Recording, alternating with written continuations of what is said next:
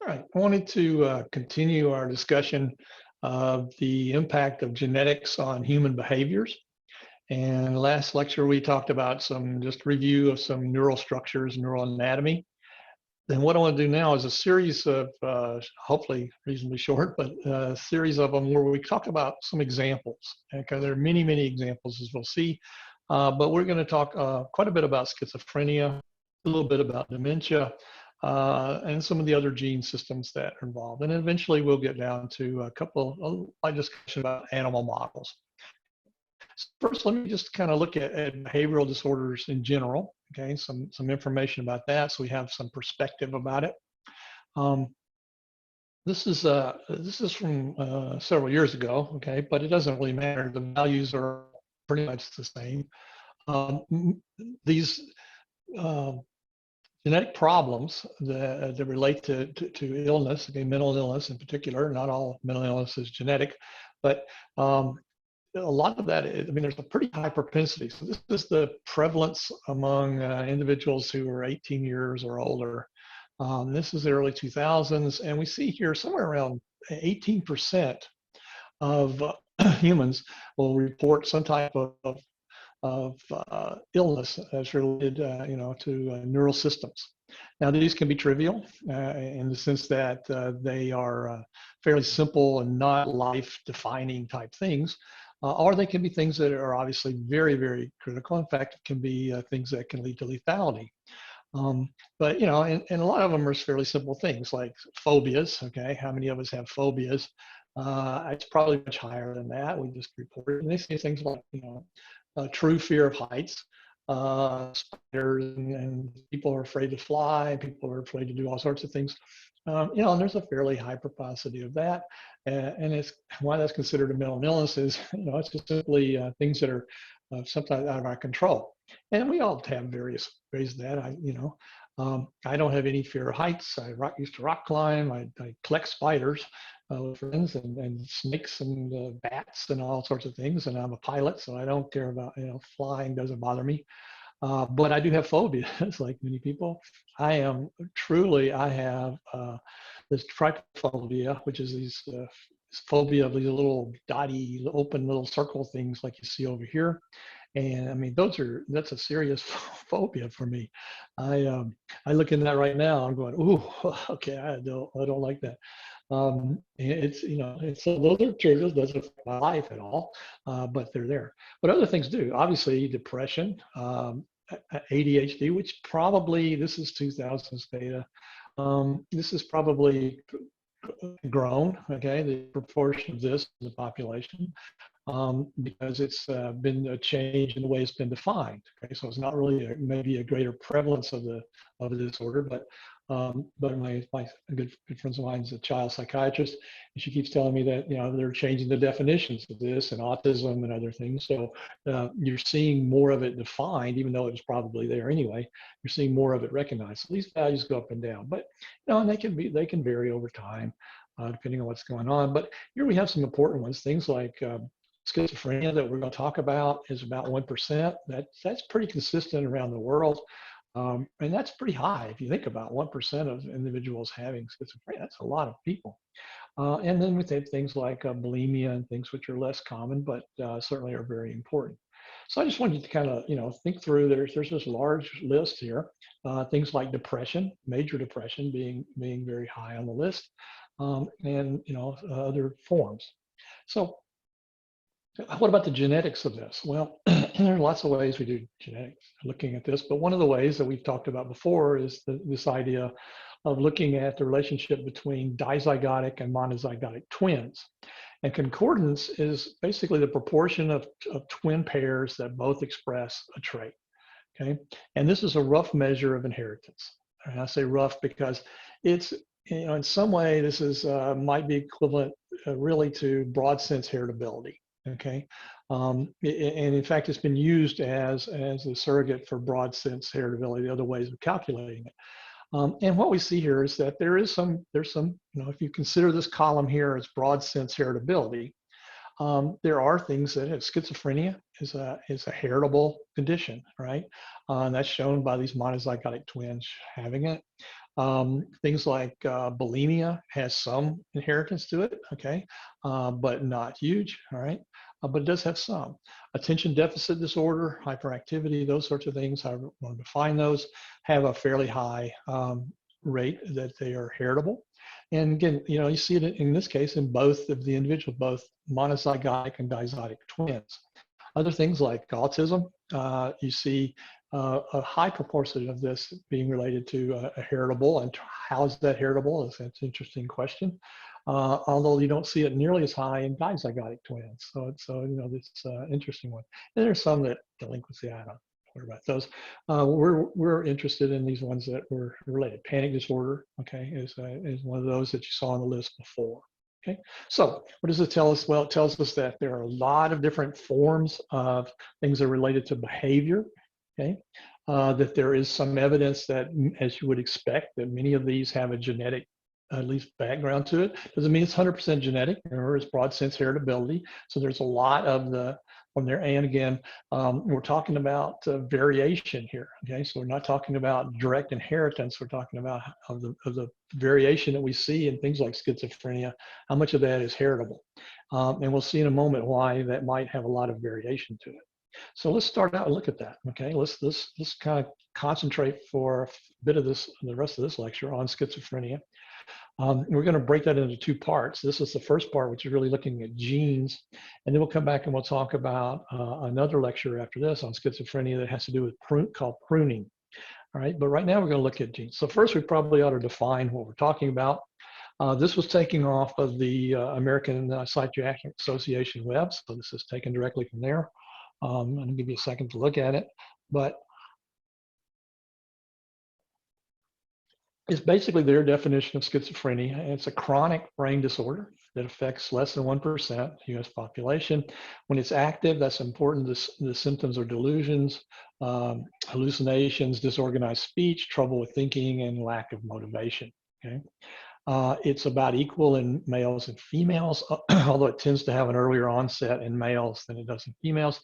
And the rates are about 1% around the world, like I said earlier. There are three basic symptom groups that occur, and not everyone with schizophrenia will have all of these three. Some people will be more in one than the other. Some people will actually have two or all three of these, but there are abnormally, these mean abnormally present, positive symptoms. Hallucinations, okay? Hearing voices, we all have, you know, a secondary voice, but these are the ones that they can't distinguish from our self-speech. There's a paranoia, there's exaggerated system perceptions and beliefs, etc. Negative ones, a loss or decrease in ability to do planning, speech becomes irregular, and they have trouble with emotions or pleasure. And then there's a lot of disorganized thinking and speech, things that, you know, really pop in and out and really don't, if you were thinking about a cohesive discussion, wouldn't have their sort of problems with logical speak, and sometimes very bizarre behavior or movements, things that, you know, you may know someone that has schizophrenia around in your system.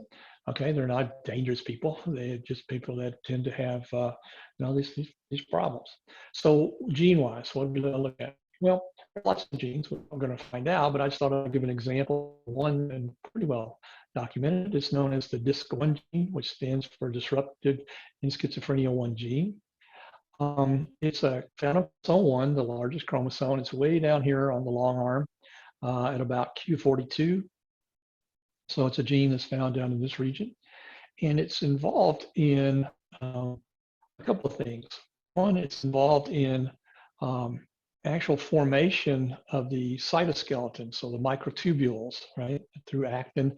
It's involved in those pathways that relate to that. And then it has we're going to see it has a huge number of associations. But one of its big associations and things that lead it into schizophrenia is the fact that it's involved in this linker process in dynein. Remember, we have these microtubules that lead us across the cell. These are the traffic roads, right?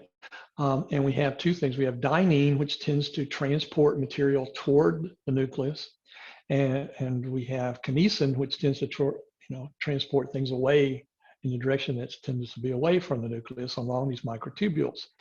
And the way that dynein and all these work is that they have have adapters, that proteins that connect up to other proteins or to mitochondria or whatever they're transporting, and they can do it through, phosphorylated groups, through all sorts of different ways. But this one is one of those adapters, and it's an important adapter because it grabs a hold of a number of different products and facilitates the ability for those to attach the dynein motor and for that motor to operate. You can see it up in here as a connector, okay?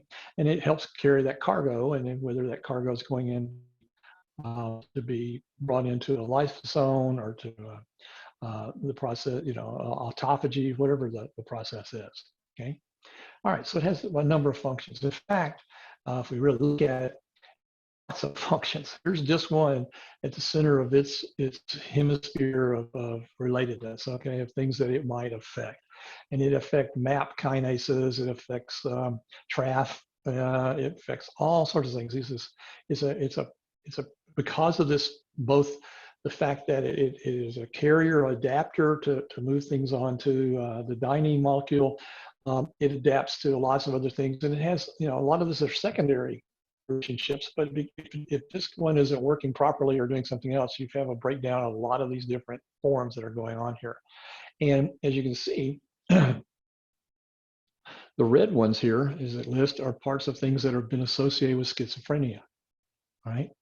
So schizophrenia is this, it's a spectrum of outcomes. And as I said, you see these different outcomes. Well, depending on which one of these path parts are affected, you can have all sorts of secondary problems with either not enough of the product there, the product developing too much and not being transported in. All sorts of things can occur, all related into disc one, okay? And there's other things, like for one, just a good example here, disc one plays a big role in things like, in our case, producing proper neural connections, okay? And so this one plays a role in that. If it's not present, some of the gene products that go in don't lead to gene transcription, right? So not only does it a carrier system, okay, which is doing as the dynein model, it's also in some of this other side over here, acting as an intermediate to activate a transcriptional system. So it's not actually going into the nucleus itself, being a transcription factor, but it's important in either carrying transcription factor or activating transcription factors that come in. And when you get those, you get neuronormal function. If it's not functioning correctly, then you get other systems that you get phosphorylation that shouldn't happen, et cetera. You get degradation of the products. They don't function properly then as neurotransmitters as neural products and to transcription. And you end up with decreased problems. And this is one of the reasons that you get a risk of various diseases associated with disc one, but certainly one of those being this idea that that schizophrenia is a big player there. And it's, it's one of the reasons that things like lithium treatment works, okay? People that have schizophrenia, one of the treatments that you can use has been used for decades is lithium. And the reason that works is that it plays a role in shunting things toward a normal pathway over here, okay? All right. Well, there are lots of genetic variants that occur in the DISC1 gene that relate to a number of disorders, okay? In this one, these little blue things are all the exons that are found, okay? Coding exons that are found in the gene itself. They are related up here, a lot of Scrabble, but you can pay attention to what's down here. Okay, and there's been things, we now, since we can sequence and can do SNPs and all sorts of things, we found a number of variants that occur, and these are associated with various forms. And one of them is schizophrenia. That's the red ones in the little red square. So anywhere you see a red square, like right there, or right there, or right there, that variant is known to be associated with some individuals who have schizophrenia. Okay. Interestingly, it's more than just that. There's depression. okay, which is often related in here. And that's the little green boxes. So you see individuals that have depression related to some that have no schizophrenia relationship. Others do have a relationship in there. And then there's bipolar disorder. Schizophrenia is not bipolar disorder, okay? Those are two very different things. People think that people that are schizophrenic have these two, or bipolar and have these two complete things, but that's not correct. That's not clinically how it's defined, and it's not a clinical manifestation of it. But bipolar is a real thing that has other causal agents and other outcomes and other treatments. And then we have these cohort controls, which are, that's an interesting study. We're not going to talk about it here, but it has to do with a long-term study that's been going on looking at individuals and how they age and how their learning capabilities and mental capabilities did over time. All right. Now, another system here, and interesting here, is that this is a good example where we can look at not just simple SNP gene mutations, insertions, deletions, modifications, sense and nonsense, but we can also go back to one of these systems where you've got these chromosomal changes. And so remember, we're dealing down here on the long arm of chromosome 1. That's where the DIS1 gene's found. And there's been some families, and there's several of these now. This is one of the first, where they're actually translocation carriers. Remember what a translocation carrier was? We use that in general genetics. We talked about familial Down syndrome, which was 21st14 translocation, right? So most of the 21st was stuck on the 14th. Individuals that had both of those systems had that modified chromosome were considered carriers. They were normal, but then they often had children who were either had Downs, who could be normal, had Downs. They had some children, if you went to the other way on the chromosome, you'd end up with individuals that showed monosomy, which was lethal, and then they would also produce carriers. So everywhere you see this arrow here, these red arrows in here, these are carriers, okay? So this was an individual somewhere that had it. They don't know who had it, probably this individual here, and they pass it on to a lot of their lineage down through here, and it continued to pass on, okay? So we got a lot of carriers. Now, a lot of these carriers are normals, have no unaffected. That's what the white boxes are the white circles, okay, depending on male or female. But then again, you have individuals who, even though they're unaffected, can have affected children. In this case, depression. In this case, we had someone who was diagnosed with depression, but they ended up having children that were schizophrenic, both a male and a son. And so they, you can see this path. So this is really cool. This is one of those where what we've done is we've taken a piece of this first, which happens to contain the region of the DIS gene, this one gene, and it's been relocated over here and translocated into a region on chromosome number 11, both on the long arms and Q arms in different places, and you end up with carriers and this pattern. Now, why am I looking at this? Besides the fact that I wanted to point out that sometimes it's big things, right? Sometimes it's translocations, deletions, insertions that we see, the classic things we learn in genetics that have effects. Other times it's things like simple point mutations or modifications. And then sometimes, as we'll see later, it can be in the control regions, right? It doesn't even have to be in the gene itself. But this is for, now, the reason I'm looking at this one is that there's some studies done with some of these groups, modern groups, and they're really an interesting outcome, okay? So we've got these translocation carriers, right? All right, translocation carriers. And if we go back and we look here, some of these translocation carriers, like here and here and here, actually have, in this case, depression, okay? Recognized as depression. Others, this is a translocation carrier here who has schizophrenia, okay? But other carriers, like this one and these, the ones in white, they're perfectly normal, right? So what's going on here? Well, this turned out to be a really interesting case or series, okay? And looking at some other these data and others, you take these translocation carriers. So we'll indicate them as a translocation 111 and then positive or wild type for the other chromosome. So they have one modified chromosome one. So they're classic carriers, right? If we look at those pedigrees and we look at all those, you see about an equal split between individuals who have a genetic problem, and those individuals that are carriers that are completely healthy. It's about a 50-50. In fact, in this study, it was exactly 50-50. So in one case, it's kind of behaves recessively, right? Because it seems to be the wild type is what's taking control here. In the others, it's genetically dominant, okay? Because they either end up with schizophrenia or bipolar or depression or whatever. So, we're seeing here, if you take this together, this would be a classic case of where you would have about 50% penetrance.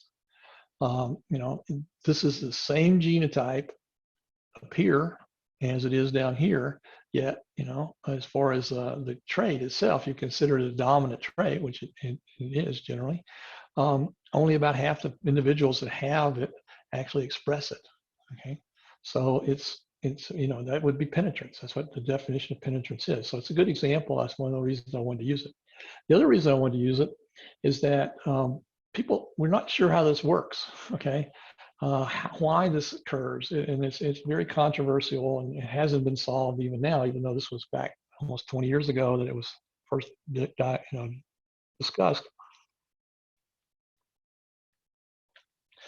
But we have to think about how is it going. Well, one model, and this is a highly controversial model, but I wanted to introduce it because it's out there in the literature, and it clearly does happen. Whether it is here and not is up to debate. But there's what's known as non-random segregation of DNA change. Okay, so remember, DNA is anti-parallel, right? One going one way, one going the other. Those are called the Watson-Crick strands, right? Watson-Crick strands. And if you think about replication, one of those may be the original strand, the other is the new, et cetera, right? Watson and Crick strand. Okay. Well, there's a gene called the DOT1 gene, and it's the dominant hemisphere specifying gene, which basically it does a number of things. Again, we talked about right and left hemisphere in the last lecture, but there are some things that are affected. Okay, it's not this idea that people right hemisphere are analytical and people left hemisphere have more art skills or something, but there are certain things that are definitely hemispheric. And one of those is whether you're right-handed or left-handed, okay? Right-handed, left-handed, predominant, okay? And left-handedness has an association with schizophrenia. Doesn't say it's, everybody's left-handed is going to be schizophrenic, just says that there's to be an association. And then you've got this problem that we had before, which is you've got this 50% penetrance going on. Well, what's going on here, one of the hypotheses is that you have non-random segregation of these strands. Okay, so here we got an individual cell, and we've got Watson strand, Crick strand, Watson Crick strand, right? Because you got think about it, you got your diploid, so you have these homologs, and homologs are each double-stranded.